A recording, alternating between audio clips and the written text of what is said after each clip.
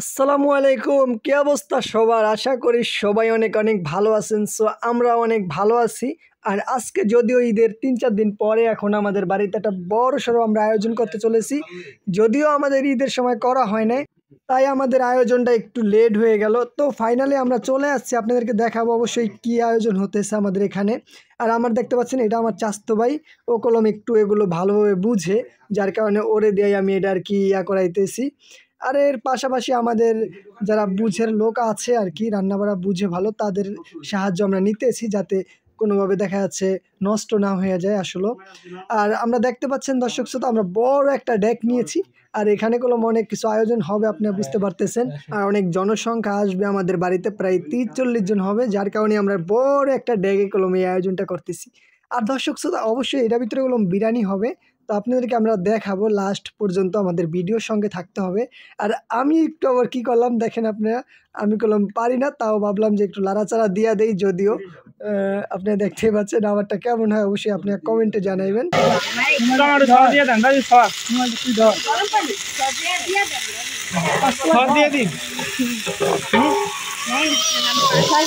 কি কি দেওয়া লাগবে আমি জানি না কেন। আল্লাহ আল্লাহ, তুমি ভরপুর ভরা ভরা দিও। দেওয়া যাবে না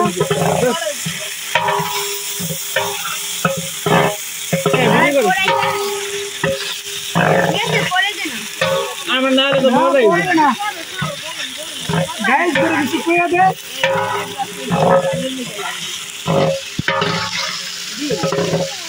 মুদাই লিটারটা ভাব তুই না। হ্যাঁ দেই। আর একটা সস ভাব চলে আসছে। গাইস কসমা গাইস গাইস দুধ দিবে, এখন দুধ দিবে আবার ওই মনেই আর দুধ দিছে। আয়োজনটা তো মোটামুটি ভালো হয়ে গেছে।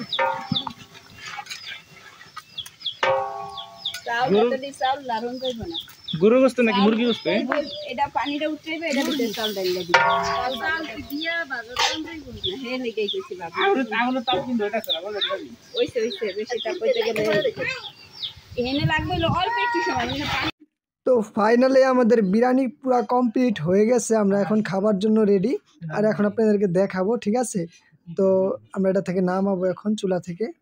এত হকল হয়ে যায় ওই থালিটার উপরে থালি দিতে হবে। বিসমিল্লাহ, অনেক সুন্দর বিরিয়ানি হইছে। নাইম সাবধানে পারেন এসে এসনা এটা দিতে পানি দিয়া হলাই না, থালি দিতে হবে না। না এটা দিয়া লাগবে না, আগে উপরে একটা দিয়া তুই আমি দিই ভাই করে দিবেন। ওকে কিছু দে, ওই অল্প করে উঠাতে।